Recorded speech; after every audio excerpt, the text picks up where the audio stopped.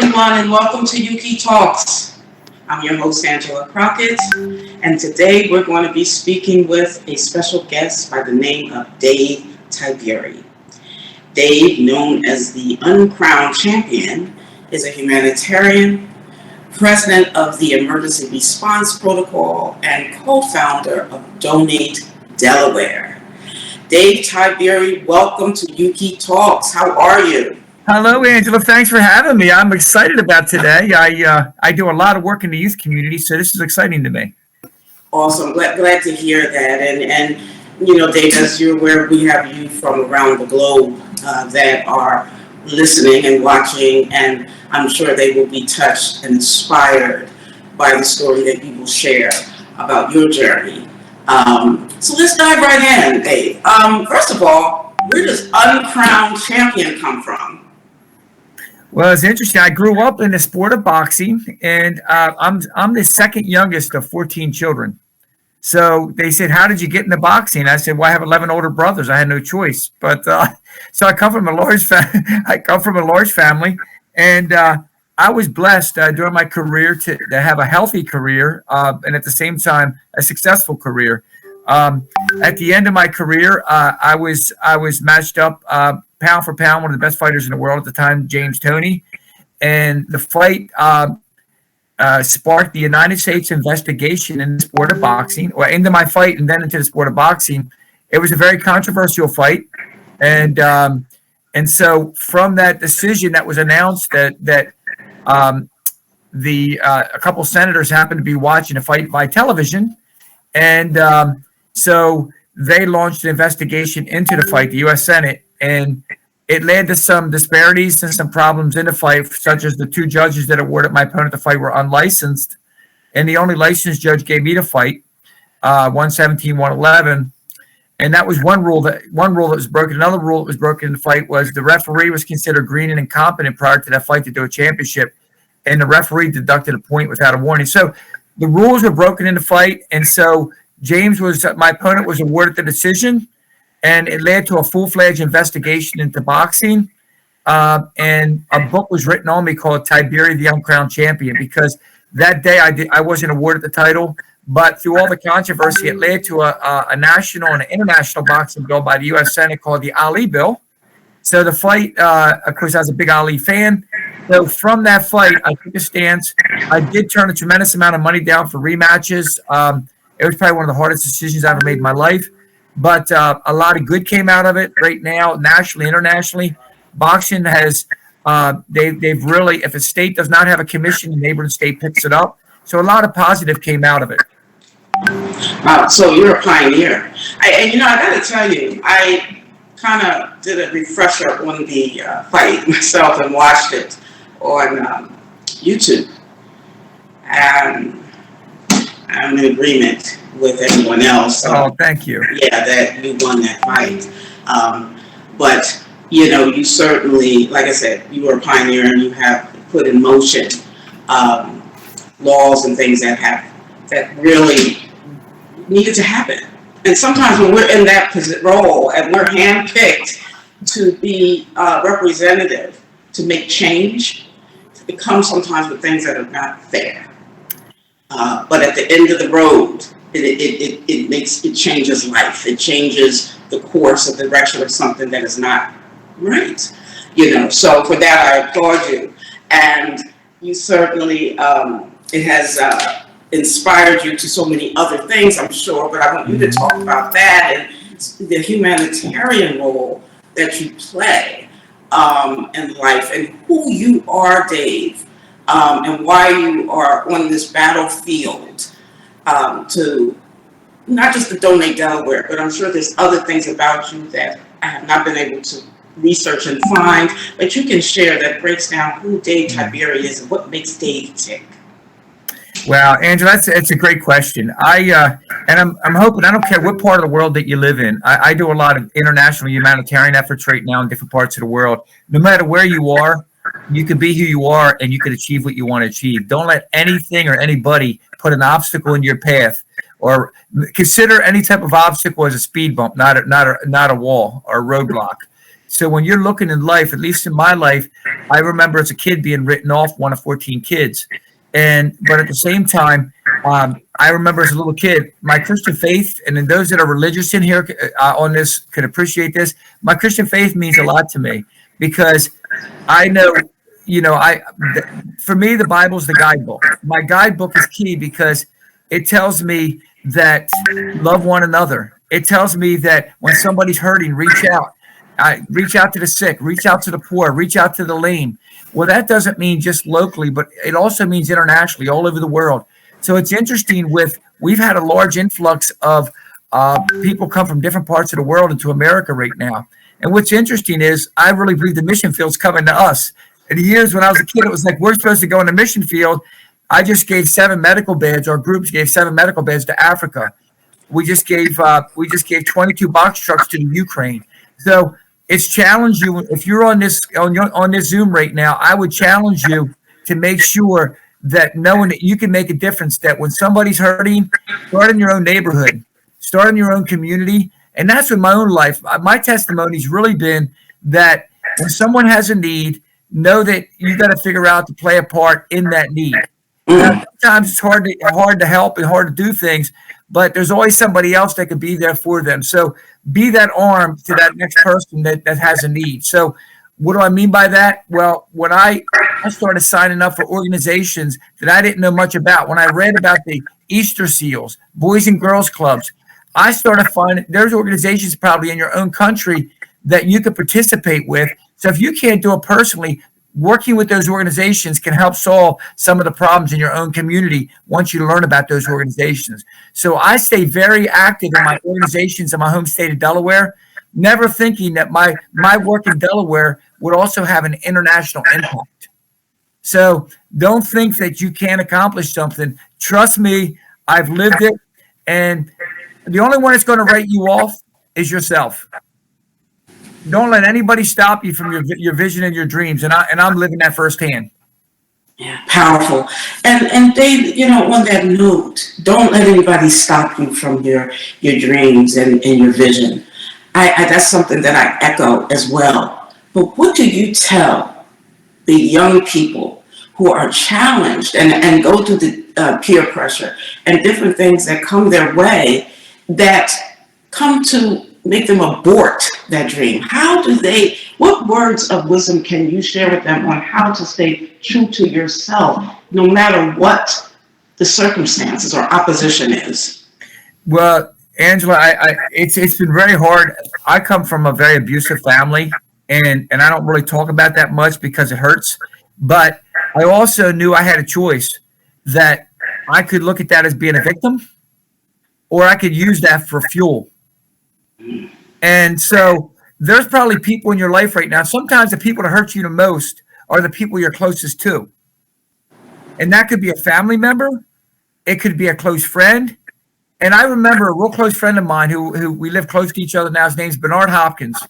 He went on to great success. For 6 years, we were chief sparring partners. But more importantly, we bonded. Now, we have similar backgrounds from dysfunctional homes. But he's black, I'm Italian. You would think that, but we were like, we separated at birth. But some of the things that we talk about was no one's going to stop us. And those are some of the things, Angela, off your question, I think is so key, because you have a choice right now moving forward that you could say, I'm going to let a parent, might be a parent, might be an uncle, it might be a sibling, it might be a close friend. Who's going to identify who you are?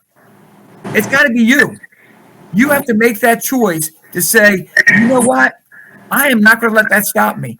I had the blessing to fight for 2 world titles, but some of the people I cared about the most were the ones that put me down the most. And I always remember, and I remember who it was, but I wasn't going to hold it against them. It could have been their own fear. It might have been maybe they were afraid to approach their dreams, so they were going to let me know there's no way you could do this because I know I couldn't do it. But I made a decision that when Bernard said to me one day, Bernard said, Dave, I'm telling you, man, you tell me who your 3 best friends are, and I'm going to tell you who you are. So who you put yourself around is like a seed. When you put that seed in the ground a little bit, maybe a couple inches, it's going to grow a little bit and die. When you go deep with that seed, then you're going to see a harvest. So what seeds are you planting in? Who's planting seeds in your heart, in your mind? Those are decisions you have to make personally, and you're going to see blessings come out of it by making those decisions about protecting those people who's around you and what they're saying to you. It could be toxicity or it could be inspiration. Yeah, yeah. And I just want to pull a little bit further from that. When one is in despair or in that where they feel, gee, someone young, and listen, sometimes older people we have times when those closest to us hurt us. But when you're young, those are such tender years. That's when you're being made, your personality is being made. A lot of your decisions in the future are determined by how you feel and think as a young person, the things that happen to you. How do you, and I'm kind of pull this out, how do you, and I ask for myself as well, because I'm on the battlefield, dealing and speaking to youth and want to see them succeed above all things. But I know there's sometimes sometimes bone-crushing, heart-wrenching situations that they go through. I wish I could just save the world. But how do they shift that mindset to overcome that pain? How do you overcome pain and still stay focused on that which is good that will not be detrimental to your life?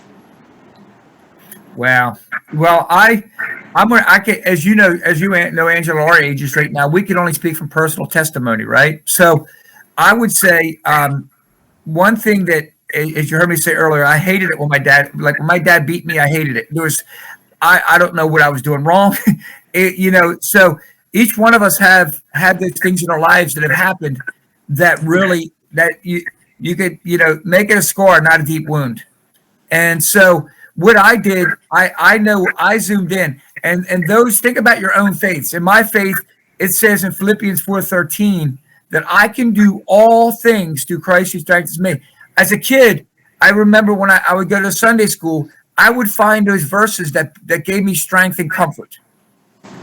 Therefore, if any man can be or woman can be in Christ, they are new creatures. Old things are passed away. Behold, all things become new. So when you start looking at your faith and looking into your faith, start figuring out those verses. That God gives us wisdom. God gives us comfort. He is I remember one doctor said, he goes, I have the tools, but he's the great physician. So when I look at those things in my own personal faith, I found as a kid, if it wasn't for them, with those verses and those things that God said in his word, then I don't know where I'd be today, because I look to people, but it's always temporary. Like, people would say things to encourage me, but they're not there every day. But I knew at night I could spend time through prayer and in my Bible with God, and in my faith, I found those things. And I found those things because I didn't know why I was getting beat by my dad. I didn't know why the verbal abuse was happening. But I did know that my Heavenly Father said, I'm a comforter. I love you. So I realized, well, how can you say that when my dad's beating me? When you say you're a father and how could you let this happen? But when I put my trust in him is where I found my most comfort and I found my most strength. So powerful. Amen to that. Looking through the eyes of others who, first of all, I'm a woman of faith, immense faith as well. And it has been through my relationship with God that has kept me and given me the strength to forge ahead, because I had to realize I had to lean on something that was higher than I, something that, that surpassed all understanding.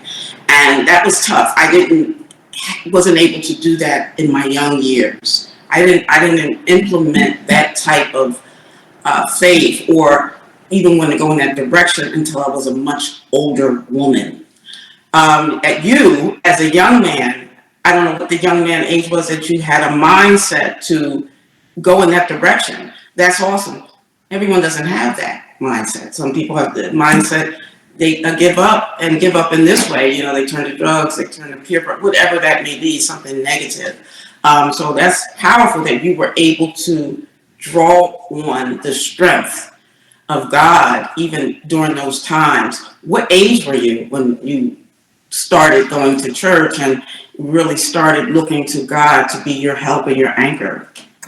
So when I was a kid, there was a group that started what they call it a bus ministry, and I was about 5 years old when they would drive around on the bus, and I know when you have something good, you share it. So I remember if it wasn't for that outreach that would pick us up, I was a kid, but I think my teen years were very hard because it goes back to finding those people in your life that you can cling to, and those people are going to tell you the truth, but also love you.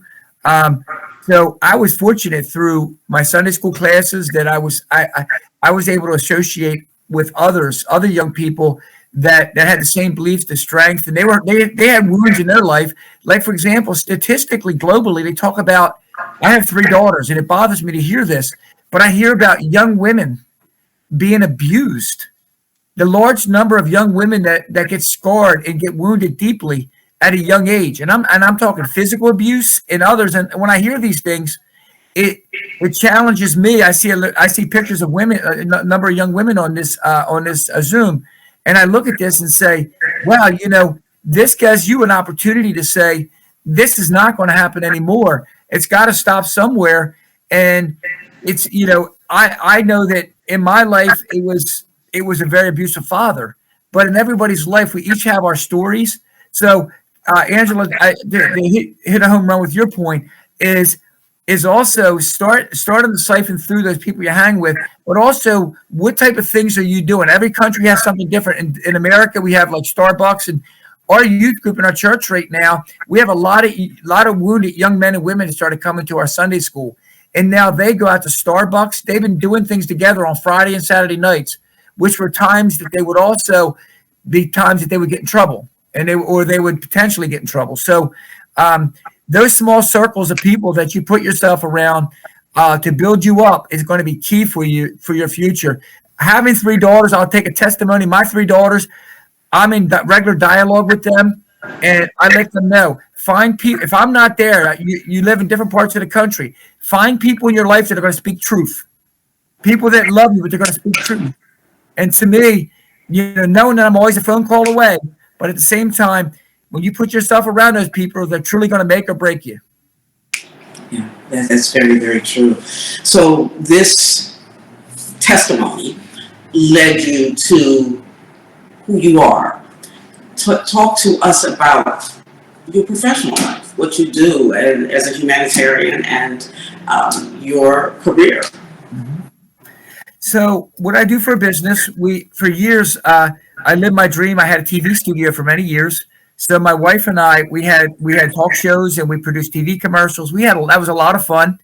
And what happened was the industry started dying out because people had cell phones. They're producing their own productions, and so we then moved on to the security industry. So we right now we install security cameras, access control, and alarms. And with crime numbers up right now, it's been a good business for us. We have a video monitoring center. So what we do is, since I do a lot with nonprofits, I work with these communities. So a lot of times we have 3,600 cameras that we feed into our video monitoring center. So before I ever call the police, I always call like a clergy person in that community if a kid's doing something wrong. So we call it camera-friendly communities. When we install cameras in apartment complexes, shopping centers, and schools, we notify the administrators before we ever notify the police. Because we want these young people to know that, hey, you made a mistake. Let's look on camera what you did. And before something gets worse, this is pointing out something that's not right. So let's make sure this doesn't happen again. So it allows the young people to say, you know what, we do serve a God of second chances. Because if police or others get involved, it could be more problems for them, and then it immediately puts a mark on their life. So we're really excited. My wife and I look at it as a ministry. We have an opportunity to do these cameras and be in these. We do a lot of towns.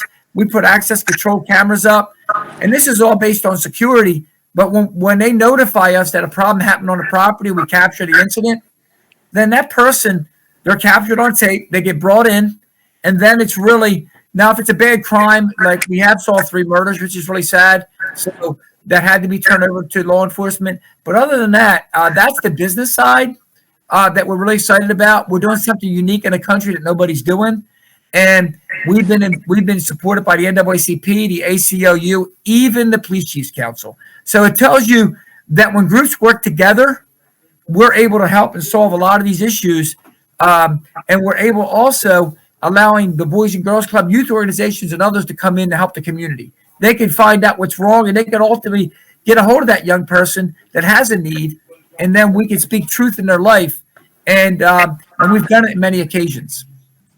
Wow, that's powerful, Dave. And before you touch on the nonprofit side, and I think that's important in life when we realize the purpose or that passion that lies inside of us, how we can find a unique way to, even though we're making a living by it, but a unique way of giving back and empowering, uplifting others to change the direction of people, young people. I think that is absolutely amazing. Congratulations on that. That's phenomenal work. That you would not call the police first, but you would reach out to clergy and other peoples that will, sit with these young people and try to stir them into the right place. I salute you for that. Yeah, it's very touching, and I know that, and I think Angela, at our ages, we can appreciate this. When we were kids, we all do stupid things. We make mistakes, we do things. But in my life, I always remember, like my pastor used to always say, we serve a forgiving God. He's not a God of hate. He's a God of love, and He wants the best for you. So when you come out of the boundaries, I think everybody deserves that opportunity to be able to, if they make a mistake, to be able to say, listen, we love you and we want you to go in the right direction, instead of all of a sudden they get a year of incarceration, 2 years of incarceration, and then they feel like their life has been thrown away. Wow, powerful. Please segue into your nonprofit work.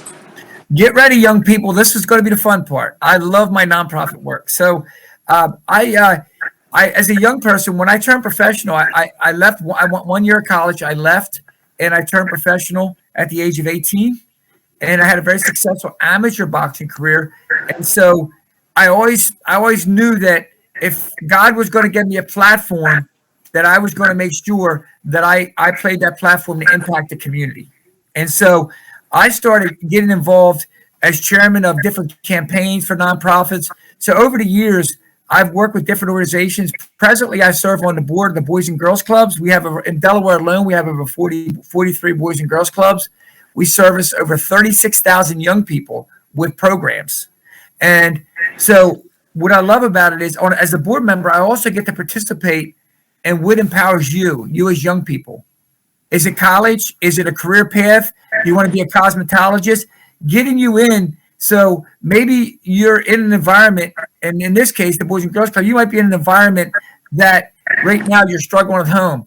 The Boys and Girls Clubs, the directors and others almost act as second parents. They become mentors. They become friends in your life, and they speak truth, and they want to help you play a part in living your dream, and whatever that dream may be. And with that being said, I also serve on other boards, such as those with disabilities. I serve on an advisory board for Easter Seals, a great organization that works with young people and older people with cerebral palsy, with autism. And it really touches my heart because I've run across friends over the last number of years that have family members with disabilities. And the family members, a lot of times, struggle as much as the person with disabilities. So Easter Seals, they have like a camp that the young people, they could actually, if your family member is disabled, they have a camp up to 12 to 14 days. It gives the family a break. There's programs available. We also make sure that family members have the proper tools, such as wheelchairs and other things badly needed when a family member suffers a disability. So these are the type of things I've been involved with, and I could touch on a few more, but one of the ones I really want to zoom in on today is Donate Delaware, and it shows you how you can put yourself in a position. And I'm going to ask you to put your feet in my shoes. So I get a phone call back in 2020. And a friend of mine says, I'm riding my bicycle, and there's a couple sitting there on a bench, and they're arguing about if they should wear a mask or not. This was wearing a mask. And this was March of 2020, when most people didn't even know what a PPE was or even never dealt with a pandemic. So that's when the pandemic was first announced, was March of 2020. At the second, third week of March, we were approached. He approached me. Then I immediately called a local U.S. senator and said, "Are you following what's going on? We want to do something to help." So she immediately gets a hold of Dr. Nevin. Dr. Nevin is president of our local hospital here. She runs like 5 hospital branches, a really big chain of hospitals. And she said, "What do you guys think?" And we said, "Well, my friend owns a building right now, and we would like to start getting these supplies if they're needed." Whoever thought in 2020 that we would go through 2 years of really a lot of families and friends that were struggling with COVID, but then the number of people that passed away all over the world. This wasn't just a local problem. This was an international problem. So we were able to reach out to the community within 12 days. Every hospital in the Delaware Valley, we were reaching out to, setting storefronts up where people were donating masks, gloves, hand sanitizers, whatever was needed for families to be safe. We, since then, 2022, we have been raised over 3 million supplies that we've been able to give locally, nationally, and internationally throughout the world, where we've been able to supply goods to communities in need out of Little Delaware. So when we look at Little Delaware, I'm thinking it was a community thing, but God had bigger plans. Moving forward now, Donate Delaware we just got a grant for $1.5 million to buy a building. We were asked by the hospitals to take their used supplies in. We're going to start. We're getting people trained, young people trained on how to repair wheelchairs, crutches, and they're going to get paid to do that under Donate Delaware. And throughout the Delaware Valley, Reeves, Jersey, Pennsylvania, we're going to be able to give low-income senior citizens and people with disabilities free wheelchairs, crutches, whatever's needed, because the hospitals are getting them turned back in, but they have to throw them out. They're not allowed to reuse them. So we're going to take them, we're going to repair them, sanitize them, and give them back to the community. So exciting things are happening. Very exciting. That's great work. Pointy question. Here's my cliche question. I always have a cliche question. If you could change the world, Dave Tiberi, what one thing, or it could be 2 things, what would you do to change the world, and what is that you would zoom in on? If I would ask God to do one thing, I would ask God to eliminate hate. Because if you eliminate hate, you have unity. Prejudices start when you don't leave your own community. If that's all you know is your own community, then the only one that's making up the way you think and the way you act is usually a parent. It's maybe it's your school. It could be. So diversity is so valuable, to be able to understand cultures. My 3 daughters bring people from when they went to college, and now when they come home and they want to have Thanksgiving, they invite friends. I've some of the countries I never heard of, but they were used to. They love traveling the world, so they've got to meet a lot of people through my wife and I. But that big word, Angela, to me personally, it's hate. Because we could eradicate a lot of things in this world, all over the world, if we would break down walls. And heaven's not going to be all black. It's not going to be all white. It's going to be a melting pot of people. And I look at that and I'm like, so why aren't we that way in America? Why aren't we that way throughout the world? Africa, Ukraine, all over. If you think about the hate, like what Russia's doing to Ukraine right now. The Ukrainians are calling it a one-man war because the man has so much hate, and he's killing. He bombed a hospital, a children's hospital, and I look at that. That's hate. So I don't know. I feel like, Angela, if we can eliminate hate, then we can start working together and bridging the problems in our communities much easier. We see hate in politics. We see hate in so many areas of our lives. And imagine in our personal lives, if that one person is carrying bitterness is hate. If they could just eliminate that, how much weight would leave their shoulders? So that would be that one word, that big word, hate. Eliminating hate brings victory. Wow. Yeah, I think it really, that's hate is the underlying, I think that's the problem. Yeah. There's a lot of things that we see in this world that are, heart wrenching. Mhm. Um, what else? If there's something I haven't asked you, anything that comes to your mind that you would like to leave our listeners, our audience with, um, what what could you share at this time? Well, first of all, I'm honored to be on here. I just love speaking to the next generation. But you're, I would say be a sponge. I put a small circle in my life as a young person because somebody told me to do this, and it was one of the best things I've ever done. Um, there's a lot of wisdom with age. If there's people in your life right now, let's talk about that circle. Before you think about your peer circle, which is everybody your age, go above that. I remember when I used to deliver newspapers, and I used to sit with Mr. Miller. He was a World War II veteran. He was very old and he was in a wheelchair, but I used to sit with him and he would tell me stories.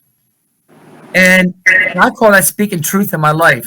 He didn't tell me what I wanted to hear, but he told me factual things that they were seeds that I believe in my life that God planted. Think about people in your life. There's older people, there's older women, there's older men in your life that you can speak with and just listen sometimes. Ask them questions. If you have grandparents, ask them questions. And these questions can get pretty deep. Ask them if they've ever been wounded in their lives. Ask them how they got out of it. Ask them what's some of their biggest regrets. Ask them what some of their biggest pains. Ask them what some of their biggest victories. Because they're going to tell you things that otherwise you probably would have never known. They could be buried in a week, a month, a year, and you would miss out on all that valuable information. But that also is information that you could put in your tool chest. Those are tools that you could use in the future when you look back and say, my grandma said this, I'll never forget it because I don't want to do the same thing. She told me if she would have done this differently. And those are seeds that I'm telling you that's going to take you a long way in life. Some of you that live in different parts of the world, your dream might be to visit Europe or visit America or don't stop. Don't stop dreaming. When you stop dreaming is when you start drying up. Let that water let that water keep flowing and let those thoughts keep flowing. But I'm going to be the first to tell you when I started with today, I was one of 14 children. I could have let my childhood dictate my future, but I made a decision that I wasn't going to let that happen. I wasn't going to let abuse happen. I wasn't going to do that to my daughters, what happened to me growing up. So I said, I was a change agent. My 3 girls, I wanted to empower them to say, you can be what you want to be. You could do what the boys can do. You can achieve what you want to achieve, no matter what. I said, you have to put your blinders on and don't get distracted by this world. Set your dreams high and trust me, you can achieve them. Excellent, excellent advice. And of course, we applaud the young people who are doing, monumental things and making positive changes in the world, just like this youth group here that I'm so honored to be a part of as their international advisor, and even our production team, who I thank you guys for the right thing that you do. I thank you guys for the courage and for stepping out there and wanting to do better for your lives and reaching for the star, reaching for the unreachable star. So I applaud the Youth United Council members and as well as other youth around the world who also are doing the right thing and making power moves and are change agents and will one day lead our world. So I wanted to throw that in there because there are some kids that are on the wrong side of the track, but there's also a lot of kids that are on the right side of the track. But one thing a lot of us have in common, as Dave has so eloquently broke down, sometimes we're dealing with challenges no matter who we are. Whatever side of the track we're on, we still could be met with monumental challenges. But there's always that hope. There's always that person you can turn to. There's always an anchor in your life. And as Dave said, check your circle. If they're not feeding you the right advice, uplifting you, you know what? Bye-bye, see you later. Or if they tell you you can't be something, see you later. Because you can be in anything, I believe, anything the mind can conceive, you can achieve.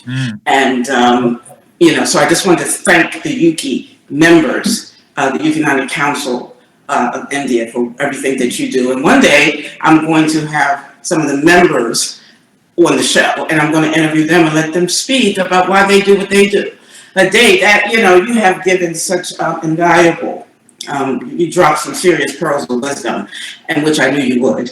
And I'm touched by it. I hope and pray that others who are going to hear this interview will be deeply touched as well. And of course, anyone that wants to jump on the bandwagon with you and what you're doing with the nonprofit work with Donate Delaware or any other mission that Dave Tiberi is doing to make the world a better place. It might be a corny sound, it might be a cliche, statement, but it's true. Let's make this world a better place. And no matter what, there is some gift that we have that will add value to moving the world forward. Like Dave said, who would think Donate Delaware would reach the world is global.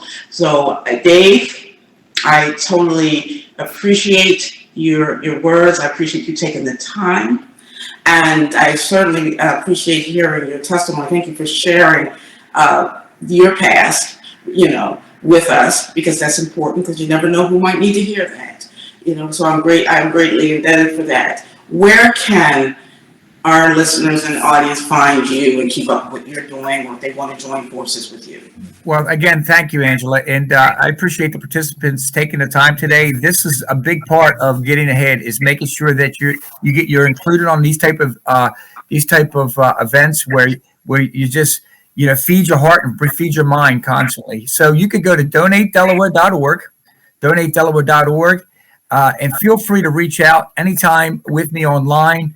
And I'd love to, I think one of the most powerful things you could do is network. Don't ever hesitate to ask me, and I'm sure Angela feels the same way. She's got the same personality. Is get relationships, network, making sure you're lined up, connecting with people, and that's how. Like right now, we're getting funding all over the world and support all over the world with shipping products to different parts of the world because of these relationships. So, anytime, reach out, donatedelaware.org. And if anything I could do to help your future moving ahead, don't ever hesitate to reach out. Wow, thank you so much again. We appreciate you. God bless you, Dave, for your time and for all that you do Thank you. in this world. And well, people, you heard it. We always have some exciting guest on that has, a powerful testimony and is powerfully inspirational. And that's really what it's all about. And we just thank each and every one of you. And we thank our viewers as well for wanting to hear what we have to say, for wanting to support this movement that is we're taking our steps, as small as YUCI Talks is. We don't have a million, gazillion followers, subscribers, but we still keep on forging ahead. We still keep on doing what we do. And that's really what life is all about, purpose. And I want to share this before we conclude. I'm holding in my hand what is called a red card. And if anyone's familiar with the FIFA football, when they hold up the red card, that means, you're out of here, done, over, end. This red card represents to all forms of discrimination and violence against women and girls. If you feel the same way I do, I invite you to take the pledge. Where do you take the pledge? By visiting redcardpledge.com. redcardpledge.com. I'm holding up the red card against violence and discrimination toward women and girls. Everyone, thank you. Thank everyone for your time and your attendance. I hope that you've been, greatly enriched by what you've heard today. I certainly have. And I look forward to, future endeavors with Dave Tiberi, because what he's doing, we definitely want to support. It's about wherever we can. We don't want to wear ourselves too thin, but wherever we can be a support to what you're doing, we certainly will do that. Dave, we thank you. Everyone, I thank you. Again, you know, we're on social media as well, Youth United Council of India. We invite you to, you know, follow us, friend us, keep up with what we're doing as well. And again, I thank you so much for your time, and may everyone have a wonderful holiday, because the holidays and the new year is coming in, and happy new year to one and all and your families, and may it be safe and everything that you pray that it should be. Everyone, thank you so much again for your time, and until next time, create an amazing day for yourself. Ciao. Ciao. Thank you.